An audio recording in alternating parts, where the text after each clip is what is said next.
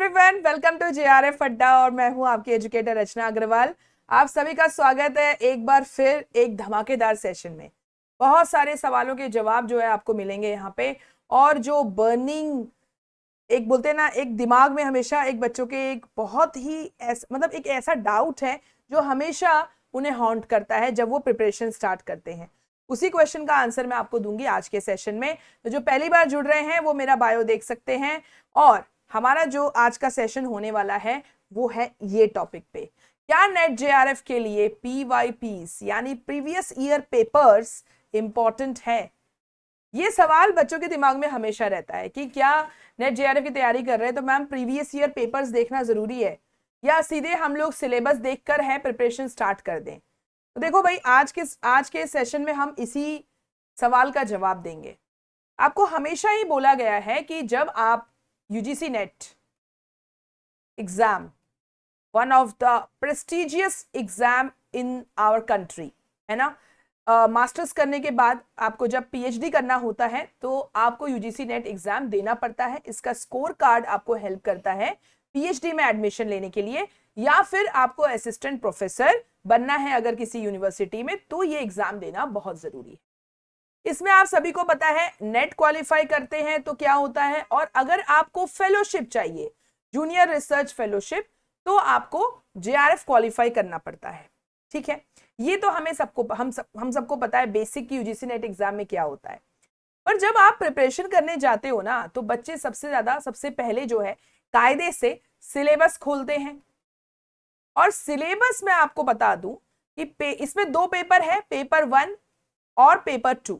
और हमें पता है कि पेपर 1 तो जो है वो है आपका अपना सब्जेक्ट, पेपर 2 जो है जिससे आप पीएचडी करना चाह रहे हैं वो भी बहुत वास्ट है। यानी पेपर 1 में अलग 10 यूनिट है और पेपर 2 में अलग 10 यूनिट है।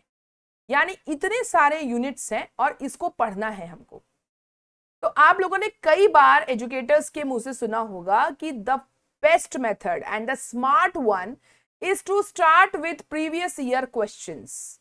हमेशा प्रीवियस ईयर क्वेश्चंस जो है वो उठा लिया करो और वहां से आपको जो है ना डायरेक्शन मिल जाता है कि यार अगर, क्योंकि देखिए अगर मैं आपको एक एग्जांपल दूं, जैसे पेपर 2 एजुकेशन है, एजुकेशन में एक टॉपिक है कमीशन कमिटीज, है ना, history politics and economics unit 2 का नाम है।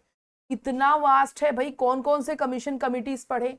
या अगर मान लीजिए कोठारी कमीशन ही दिया है तो कोठारी कमीशन खुद ही इतना ज्यादा है, उसके अंदर क्या क्या चीजें पढ़ ले, है ना। इसी तरह से अगर आप और भी यूनिट्स में जाएंगे तो आपको लगेगा कि यार ये तो बहुत सारा है। फिलॉसफी पढ़ने जाओ, योगा फिलॉसफी, तो योगा फिलॉसफी अपने आप में कितना डेप्थ में है। बुद्धिज्म फिलॉसफी तो आप पढ़ते रह जाओगे। तो आपको सिर्फ बुद्धिज्म फिलॉसफी थोड़ा पढ़ने हैं 4 महीने, आपको 4 महीने में पूरे 20 यूनिट कंप्लीट करने हैं, 10 पेपर 2 के, 10 पेपर 1 के।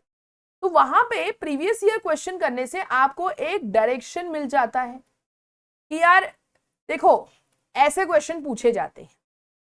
ठीक है, तो यहां तक आपको तो समझ में आ गया कि प्रीवियस ईयर क्वेश्चन बहुत इंपॉर्टेंट है। अब सवाल यह है कि मैम प्रीवियस ईयर क्वेश्चन कितने साल का कर लें, हम कितना पीछे चले जाएं। आपको जनरली बोला जाता है कि देखिए, इवन मैंने भी कई बार आपको बोला है 2018 से 2023 यानी लेटेस्ट जो दिसंबर में एग्जाम हुआ 2018 से स्टार्ट करिएगा। 2018 से इसलिए बोला जाता है क्योंकि यहीं से जो है एनटीए ने, नेशनल टेस्टिंग एजेंसी ने यूजीसी नेट एग्जाम की कार्यभार संभाला था। इससे पहले सीबीएसई जो है वो एग्जाम कंडक्ट कराती थी। ठीक है, सीबीएसई का क्वेश्चन पूछने का तरीका अलग था, उनका पैटर्न थोड़ा अलग था, और एनटीए ने फिर धीरे धीरे पैटर्न चेंज किया, उसमें और भी अलग अलग टाइप के क्वेश्चन डालते रहे। यही कारण है कि हम लोग भी कई बार बोलते हैं कि जब आप क्वेश्चन सॉल्व करें तो 2018 से स्टार्ट करें और फिर धीरे धीरे करके अपना लेवल बढ़ाते जाएं।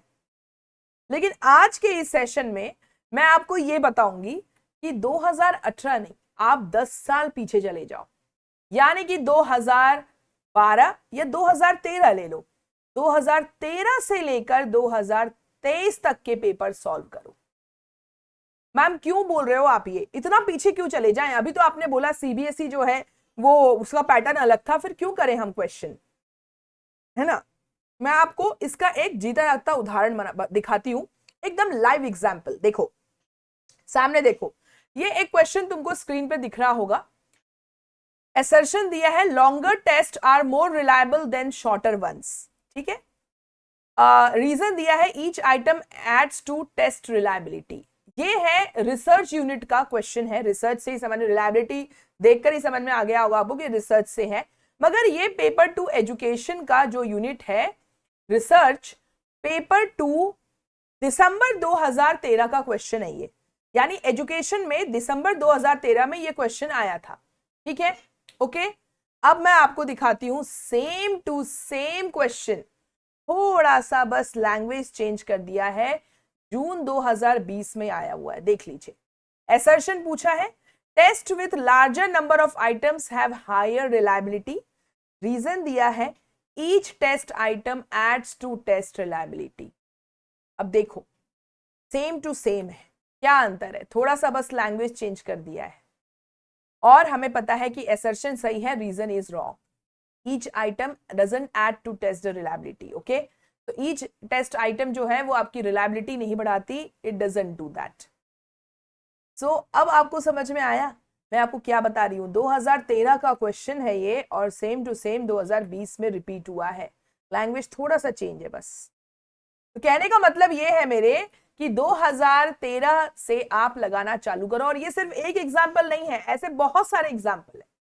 तो फिर तुम बोलोगे कि मैम, अब सवाल ये है कि मैम फिर हम तो एक काम करते हैं, बुक खरीद लेते हैं और बुक से जो है सारे क्वेश्चन लगा लेते हैं 10 साल के, बहुत इजी है।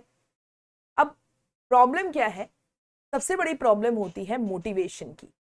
एक प्रॉब्लम है मोटिवेशन, यानी कि इंट्रिंसिक मोटिवेशन जो है हमारे एस्पिरेंट्स में नहीं होता। क्योंकि आपको भी पता है यूजीसी नेट की तैयारी करना अपने आप में बहुत बड़ा टीडियस टास्क है, बच्चे थक जाते हैं, कई बार तो मोरल डाउन हो जाता है, मोटिवेशन ही नहीं रहता, पता ही नहीं चलता है कहाँ करें क्या करें। चलो तुम क्वेश्चन भी सॉल्व करने बैठोगे ना बुक से, नींद आ जाएगी, 100 क्वेश्चन सॉल्व करना, और पता भी नहीं, कई बार तो क्वेश्चन सॉल्व करते रहो, आंसर तो पता चल गया, पर यार एक्सप्लेनेशन क्या है, व्हाट इज द रीजन।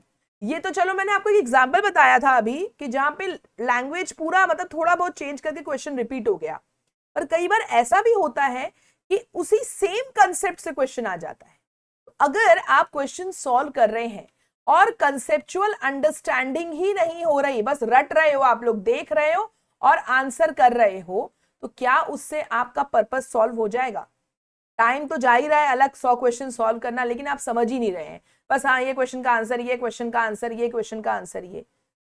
इसमें एक तो बोरियत फील होगी और दूसरा एक्सप्लेनेशन नहीं है मैम, अंडरस्टैंडिंग नहीं हो रही, पता ही नहीं चल रहा। आप तो बोल रहे थे कि ma'am previous year question solve कर लो तो आपका रिवीजन भी हो जाएगा। अरे रिवीजन हो जाएगा, लेकिन कैसे होगा रिवीजन, जब तक उन क्वेश्चंस को समझोगे नहीं।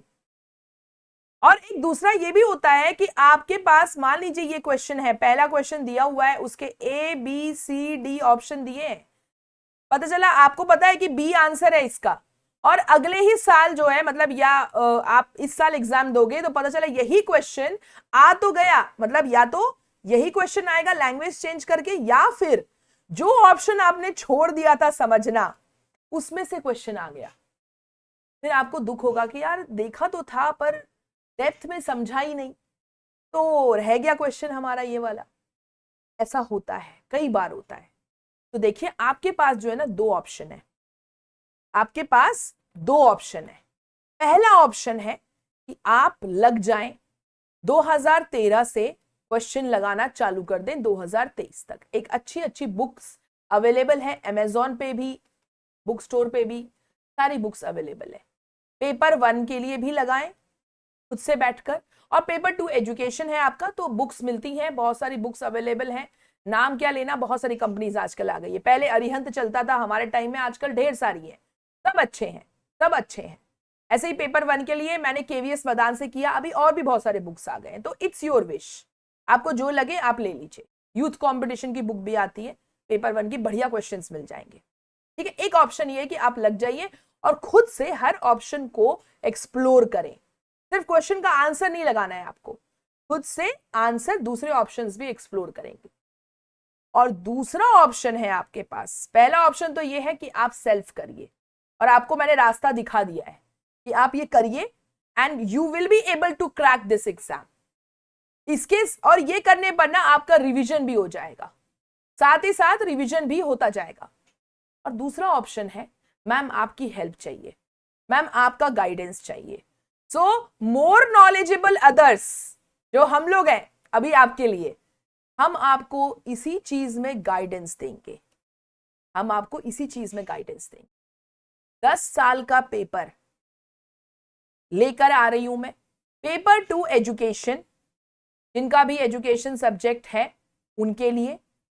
10 साल के पेपर सिर्फ आप सॉल्व नहीं करोगे, जैसे आप देखते हो यूट्यूब पे जो बहुत सारे वीडियोस होते हैं क्वेश्चन सॉल्व कर रहे हैं, क्वेश्चन सॉल्व कराने के साथ साथ मैं आपको ये भी बताऊंगी कि इसके अगर ये ऑप्शंस दिए हैं तो इन ऑप्शन, ये ऑप्शन क्या है, the explanation of that option, पहली बात।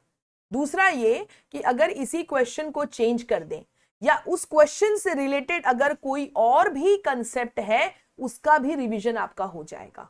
दूसरा चीज मतलब यहाँ पे एक तीर से दो निशान हो रहा है, एक तो आपको क्वेश्चन भी पता चल रहा है, दूसरे ऑप्शंस की भी आपको अंडरस्टैंडिंग हो रही है प्रॉपर डिटेल में, और आपको ये भी पता चल रहा है कि यार अगर ये कंसेप्ट है, फॉर एग्जाम्पल जैसे हमने रिलायबिलिटी वाला अभी देखा था क्वेश्चन, है ना, ये वाला क्वेश्चन देखा, तो जब मैं आपको ये सॉल्व कराऊंगी तो साथ साथ रिलायबिलिटी के लिए कौन से फैक्टर्स हैं, रिलायबिलिटी कोएफिशिएंट क्या होता है, what are the for the reliability what are the conditions that are required, है ना, रिलायबिलिटी कब ज्यादा होती है कब कम हो जाती है, ये सारी चीजें डिस्कस कर लेंगे सिर्फ इसी क्वेश्चन को सॉल्व करते करते। कि भैया टेस्ट आइटम जो है, टेस्ट आपके टेस्ट पेपर में या फिर जो आपका टूल है उसमें अगर नंबर ऑफ आइटम्स ज्यादा होते हैं तो रिलायबिलिटी बढ़ जाती है उसकी। ऐसे ही बहुत सारे कंडीशन होते हैं जहां आपको रिलायबिलिटी बढ़ानी है, ये सारी चीजें डिस्कस कर लेंगे और आपका पूरा चैप्टर रिवाइज हो जाएगा। तो ये है मेरा गाइडेंस जो आपको मिलेगा। ये इसीलिए जेआरएफ अड्डा ने इग्निशन बैच को लॉन्च किया है। ठीक है, अब देखो ये इग्निशन बैच पेपर 1 का तो चल ही रहा है, जिसमें आपको अदिति मैम और प्रशांत सर समझा रहे हैं। अदिति मैम आपको पूरा ICT, logical reasoning, research aptitude, सारी चीजें आपको जो है 10 साल के पेपर के हेल्प से पूरा रिवाइज करवा रही हैं। और आप मेरे साथ पेपर 2 एजुकेशन के लिए जुड़ जाएं, 10 साल का पेपर रिवाइज भी करेंगे, क्वेश्चन सॉल्व करेंगे और साथ साथ पूरा का पूरा रिविजन आपका हो जाएगा इस पैकेज। तो देखो कूपन कोड भी लगा देना, हेल्पलाइन नंबर पे कॉल कर लीजिए, आपको इस वीडियो के डिस्क्रिप्शन में हेल्पलाइन नंबर भी मिल जाएगा, हेल्पलाइन नंबर पे कॉल करके पूरा डिटेल ले लीजिए इस पैकेज के बारे में। इग्निशन बैच आपको जून में जेआरएफ क्रैक करने के लिए बहुत ज्यादा हेल्पफुल होगा, ये मेरा वादा है आपसे। ठीक है, आप भी बोलोगे कि मैम जबरदस्त हमारी तैयारी हो गई, अब कॉन्फिडेंस एकदम ही अलग लेवल पे है। तो आई होप ये जो आज का सेशन है ना ये आपके काम आएगा। ये सिर्फ इग्निशन बैच को समझाने के लिए नहीं था, ये मत सोचिएगा कि यार इग्निशन बैच का ऐड कर रहे हैं इसलिए ये वीडियो बनाई है madam, no, not at all. ये सिर्फ आपको बताने के लिए है कि आप 2018 से नहीं थोड़ा सा और पीछे चले जाइए, क्योंकि अभी हम लोगों ने जब एनालिसिस किया तो समझ में आ रहा है कि पुराने क्वेश्चंस बहुत रिपीट हो रहे हैं। जो पुराने साल के क्वेश्चंस थे वो कई बार वर्ड टू वर्ड रिपीट हो रहे हैं, और ये सिर्फ एजुकेशन नहीं, इवन पेपर 1 में भी देखा जा रहा है और कई दूसरे पेपर 2 में भी देखा जा रहा है। तो ये हम लोगों ने सोचा कि क्यों ना बच्चों को इस 45 डेज में 10 साल के पेपर सॉल्व कराते कराते और साथ में रिवीजन भी करवा दें। तो दिस इज ऑल, आप अपने आप से भी कर सकते हैं, you are free to do, वो भी मैंने आपको रास्ता दिखा दिया। अगर आपको गाइडेंस चाहिए तो हम लोग हैं ही आपके लिए, जेआरएफ अड्डा आप सभी के लिए है। इसके अलावा YouTube पे जो क्लासेस होती हैं वो आपको अच्छे से पता है, मेरी क्लास YouTube पे 11 बजे होती है, दोनों चैनल पे हो रही है, एक जेआरएफ अड्डा पे भी और कॉमर्स स्पॉटलाइट पे भी होती है, ट्यूसडे, थर्सडे और सैटरडे। जेआरएफ अड्डा पे मंडे, वेंसडे और फ्राइडे। और एजुकेशन के बच्चों के लिए मंडे टू फ्राइडे आपको 1 बजे मैं मिलती हूँ 1 PM पे एट जेआरएफ अड्डा यूट्यूब चैनल। तो thank you so much students, I hope this will be beneficial for you. Thank you so much. All the best for your preparation. Bye bye.